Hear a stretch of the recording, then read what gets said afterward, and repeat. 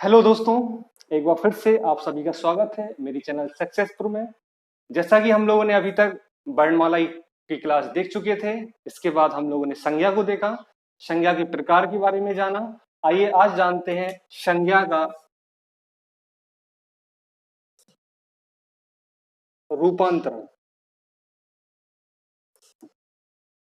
कि एक संज्ञा को दूसरी संज्ञा में कैसे कन्वर्ट किया जाता है, कैसे चेंज किया जाता है, उसके क्या नियम्स रहते हैं। आइए देखते हैं। सबसे पहले हमने आपको बताया था व्यक्तिवाचक संज्ञा के बारे में। व्यक्तिवाचक संज्ञा क्या होती है? पर्टिकुलर अगर हम लोग किसी की बात करते हैं तो व्यक्तिवाचक संज्ञा होती है, हम बता चुके थे। ऐसे ही जातिवाचक संज्ञा क्या ही बता दिया था। अगर हम लोगों को व्यक्तिवाचक संज्ञा का जातिवाचक संज्ञा में रूपांतरण करना है, जैसे अगर एक एग्जाम्पल देखें,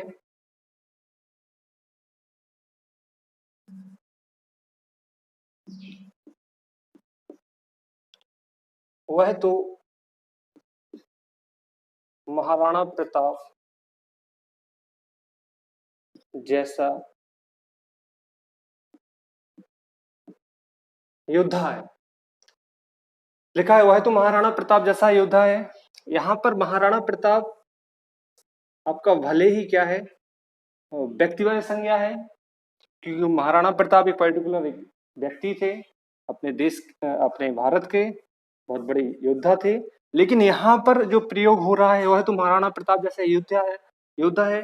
इसका अर्थ क्या निकल कर आ रहा है कि वो बहुत ही एक वीर योद्धा है। तो यहाँ पे महाराणा प्रताप का जो प्रयोग हुआ है वो एक वीरता के लिए हुआ है, इसलिए ये हमारा व्यक्तिवाचक संज्ञा न रहकर क्या हो जाएगा, एक जातिवाचक संज्ञा के रूप में प्रयोग होगा, क्योंकि ये पूरी जाति को शो कर रहा है। ये पूरे जो वीर लोग हैं उनको बता रहा है कि वह कैसा है, वह एक वीर योद्धा है। महाराणा प्रताप को इन्होंने जो प्रयोग किया है कि वह तो महाराणा प्रताप जैसा योद्धा है, इसका मतलब पर्टिकुलर क्या हो रहा है कि वह कैसा है, एक वीर योद्धा है। तो यहाँ पर व्यक्तिवाचक संज्ञा का प्रयोग जरूर हुआ है, लेकिन किसके रूप में हुआ है, जातिवाचक संज्ञा के रूप में हुआ है। आइए एक और एग्जाम्पल देखें।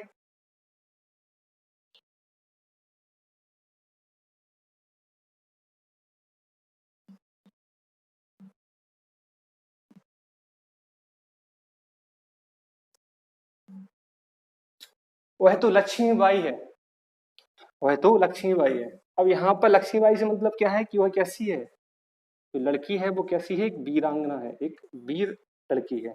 तो यहाँ पर भी लक्ष्मीबाई पर्टिकुलर व्यक्तिवाचक संज्ञा है, लेकिन उसका प्रयोग कैसे हुआ है, जातिवाचक संज्ञा के रूप में हुआ है। आइए कुछ और एग्जाम्पल से देखते हैं। जैसे वह तो मेरी कक्षा का सचिन है।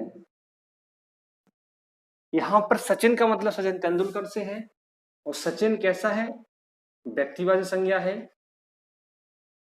लेकिन इसका प्रयोग कैसे हुआ है, जातिवाचक के रूप में हुआ है। वह तो मेरी कक्षा का सचिन है, कहने का मतलब वो कैसा है, बहुत ही बड़ा खिलाड़ी है, यानी बहुत बड़ा कह सकते हैं क्रिकेटर है।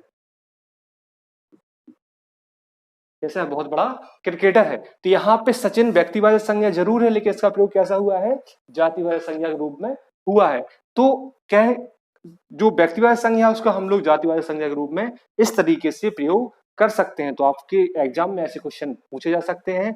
यहाँ पर सचिन व्यक्तिवाचक संज्ञा ना होकर क्या है, जातिवाचक संज्ञा है। आइए अब हम देखते हैं कि भाववाचक संज्ञा का रूपांतरण किन किन संज्ञा से, सर्वनाम से, क्रिया विशेषण से किस तरीके से होता है, आइए वो देखते हैं। तो अभी हम लोगों ने जाना कि जो व्यक्तिवाचक संज्ञा है उसका रूपांतरण किस तरीके से जातिवाचक संज्ञा में होता है, यानी कोई पर्टिकुलर अगर कोई व्यक्ति है उसका हम लोग अगर चेंज करना चाहें जातिवाचक संज्ञा में, तो जातिवाचक संज्ञा में कैसे चेंज होता है। सेंटेंस जरूर उसमें इंडिकेट करेगा कि व्यक्तिवाचक संज्ञा ही है, लेकिन वहां पे जो वो रिप्रेजेंट्स करेगा पूरा होल वर्ग को करेगा, यानी पूरा जो समुदाय है उसको करेगा, पूरे वर्ग को करेगा। जैसे हम लोगों ने अभी एग्जाम्पल देखा था, जो उसमें जो व्यक्तिवाचक संज्ञा थी सचिन था। सचिन कहने को सचिन पर्टिकुलर एक व्यक्ति है, भारतीय क्रिकेटर है, लेकिन वहां पर जो सेंटेंस है उसको सचिन को रिप्रेजेंट कैसे किया गया था, एक वर्ग के रूप में किया गया था, एक जाति के रूप में किया गया था। तो वहां पर सचिन व्यक्तिवाचक संज्ञा ना होकर क्या हो जाएंगे, जातिवाचक संज्ञा हो जाएंगे।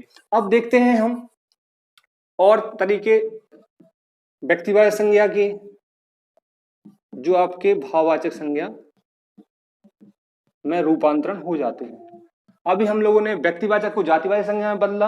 अब पर्टिकुलर भाववाचक संज्ञा को हम लोग देखेंगे कि भाववाचक संज्ञा आपकी व्यक्तिवाचक संज्ञा से कैसे बनती है, जातिवाचक से कैसे बनती है, क्रिया, सर्वनाम, विशेषण आदि से भाववाचक संज्ञा कैसे हम लोग को प्राप्त होती है। तो व्यक्तिवाचक संज्ञा देखें एक बार फिर से, जैसे लिख के आ गया है शिव, और अगर इसको हम लोग भाववाचक संज्ञा में बदल दें तो इसमें हो जाएगा शिवत्व, यानी शिव का जो भाव है शिवत्व, तो वो क्या हो जाएगा आपका भाववाचक संज्ञा। शिव पर्टिकुलर एक देवता है हिंदू धर्म के। अगर इसमें तो लग जाएगा प्रत्यय, इसमें तो प्रत्यय जुड़ जाएगा तो ये क्या बन जाएगा, भाववाचक संज्ञा। ठीक है, और देखते हैं, जैसे आ गया गांधीवाद। गांधीवाद कहने को गांधी आपके व्यक्ति हैं, लेकिन अगर इसमें जुड़ गया है गांधीवाद तो ये क्या हो जाएगा, एक उनका आचरण था जो गांधी जी का, जिस पे लोग चलते हैं, वो क्या कहलाएगा, गांधीवाद। ऐसे आपका और देखते हैं कुछ, जैसे आपके आ गया हिटलर। अगर हिटलर वैसे तो पर्टिकुलर एक व्यक्ति था, लेकिन अगर आ जाए हिटलर शाही तो इसका मतलब हिटलर शाही का यूज यहाँ पर किस तरीके से हो रहा है, एक भाववाचक, यानी बहुत ज्यादा कठोरता के रूप में यूज हो रहा है। इसलिए जो व्यक्तिवाचक संज्ञा था हिटलर, वो हिटलर शाही किसमें बदल गया, भाववाचक संज्ञा में। क्योंकि जो व्यक्ति अगर किसी के लिए अगर हम लोग बोलते हैं कि बहुत ही ज्यादा हिटलर शाही दिखा रहा है, तो इसका मतलब उसका जो भाव निकल रहा है सेंटेंस वो कैसा निकल रहा है कि बहुत ही ज्यादा वो निर्दयी व्यक्ति है, बहुत ज्यादा कठोर व्यक्ति है जो जुल्म कर रहा है। तो कहने का मतलब व्यक्तिवाचक संज्ञा का हम लोग रूपांतरण इस तरीके से भाववाचक संज्ञा में कर सकते हैं। अब आइए कुछ और एग्जाम्पल्स देखते हैं जिसमें आपका जातिवाचक संज्ञा है वो किस तरीके से आपका भाववाचक संज्ञा में रूपांतरित हो जाता है। जैसे अगर आ गया लड़का, तो लड़का आपका जातिवाचक संज्ञा है, अगर भाववाचक संज्ञा में रूपांतरण होगा तो किस तरीके से आएगा, इसका आ जाएगा लड़कपन। क्या हो जाएगा, लड़कपन। जैसे ही एक और एग्जाम्पल देखते हैं मानव। अगर मानव लिख के आ गया और मानव का की अंतर जो भाव है वो क्या निकलेगा, मानवता। तो मानव आपका जातिवाचक संज्ञा हो गया और भाववाचक संज्ञा कैसा हो गया, मानवता। इस तरीके से और हम लोग देखते हैं, अगर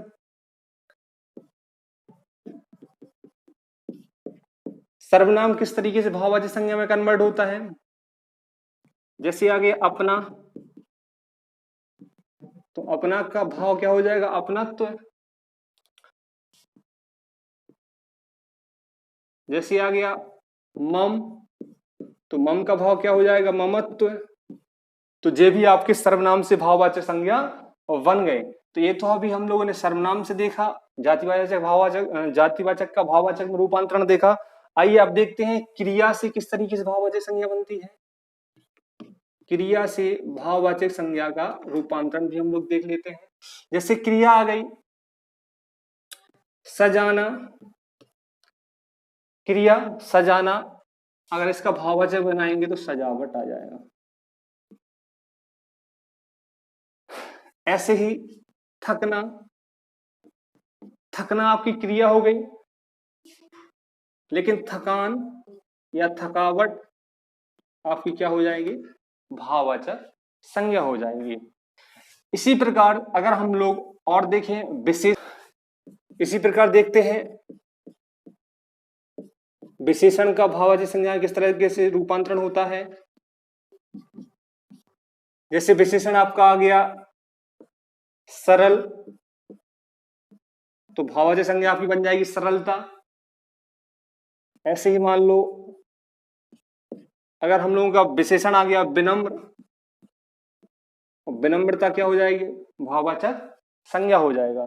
जैसे भला, तो आपका विशेषण हो जाएगा और भलाई आपका भाववाचक संज्ञा हो जाएगा। तो इस तरीके से भी विशेषण से भी हम लोग क्या कर सकते हैं, भाववाचक संज्ञा रूपांतरित कर सकते हैं। अब वैसे भी देख लेते हैं, अब वैसे ही भाववाचक संज्ञा किस तरीके से रूपांतरित होती है। जैसे आ गया समीप, तो हो जाएगा आपका समीपता, समीपता भाववाचक संज्ञा। जैसे आ गया दूर तो हो जाएगा दूरी। अगर आ गया निकट तो हो जाएगा निकटता। तो इस तरीके से संज्ञाओं का रूपांतरण दूसरी संज्ञा में या सर्वनाम से भाववाचक संज्ञा में रूपांतरण हो जाता है। संज्ञा से, सर्वनाम से, क्रिया से, विशेषण से, अव्यय से आदि इन सभी से हमारी भाववाचक संज्ञा हम लोगों को प्राप्त हो जाती है, जिसका रूपांतरण हम लोगों ने देख लिया है। आपकी संज्ञा से संज्ञा में भी, जैसे व्यक्तिवाचक संज्ञा का जातिवाचक संज्ञा में, जातिवाचक संज्ञा का आपका भाववाचक संज्ञा में भी आपका रूपांतरण हो जाता है, वो भी हमने आप लोगों को बता दिया। आइए अब कुछ एग्जाम्पल्स आप लोगों को इकट्ठे एक साथ दिखाते हैं और आप लोग नोट भी कर लीजिएगा, जो एग्जाम्स के पॉइंट ऑफ व्यू से बहुत ज्यादा इंपॉर्टेंट है। जो आइए देखते हैं संज्ञाओं का विभिन्न तरीके से रूपांतरण, जातिवाचक से भाववाचक में, विशेषण से भाववाचक में और क्रिया से भाववाचक संज्ञा के कुछ एग्जाम्पल्स हम लोग देखते हैं। सबसे पहले जातिवाचक का भाववाचक में स्त्री, जैसे लिखा हुआ है तो स्त्री का जो भाव निकलेगा वो आपका स्त्रीत्व हो जाएगा, तो जुड़ जाएगा इसमें प्रत्यय। इसके बाद मनुष्य, मनुष्य के अंदर जो भाव होता है मनुष्य का, वो कहलाती है मनुष्यता। इसके बाद पशु के अंदर जो भाव होगा वो पशुता होगा।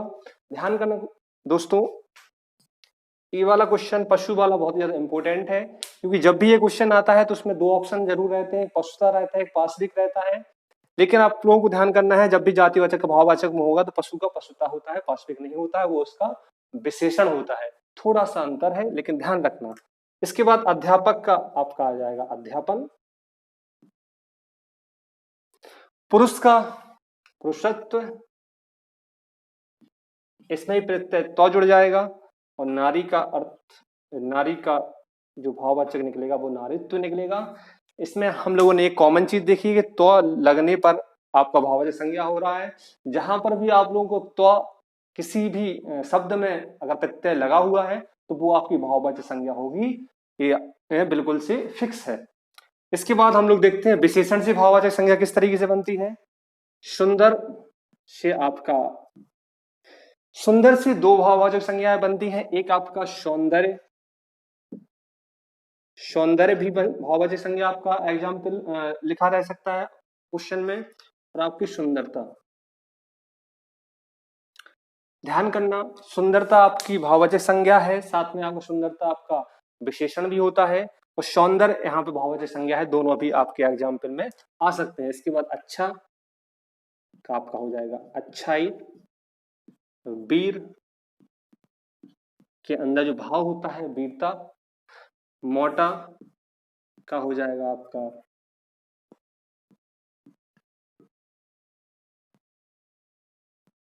मोटापा। इसके बाद बड़ा का बड़ाई। लाल का लाली या लालिमा, कुछ भी लिखा हो सकता है। तो हमने विशेषण से भाववाचक संज्ञा देखी। अब देखते हैं क्रिया से भाववाचक संज्ञा किस तरीके से बनती है। जैसे जीतना आपकी क्रिया है तो उसका जो भाव निकलेगा वो हो जाएगा जीत। खोजना का आपका खोज। इसके बाद पहनना का हो जाएगा आपका पहनावा। बचना का आपका हो जाएगा बचाव।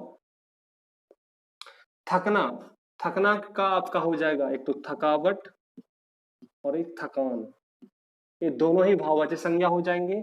इसके बाद समझना का हो जाएगा आपका समझ। ये आपके कुछ रूपांतरण के कुछ बेसिक एग्जाम्पल्स हैं जो एग्जाम में अधिकतर पूछे जाते हैं। आप सभी लोगों ने देखा जातिवाचक संज्ञा का भाववाचक में रूपांतरण, विशेषण का भाववाचक संज्ञा में रूपांतरण और क्रिया का भाववाचक संज्ञा में रूपांतरण। आप सभी लोग ये नोट कर लीजिए, ये एग्जाम की पॉइंट ऑफ व्यू से बहुत ज्यादा इंपॉर्टेंट एग्जाम्पल्स हैं।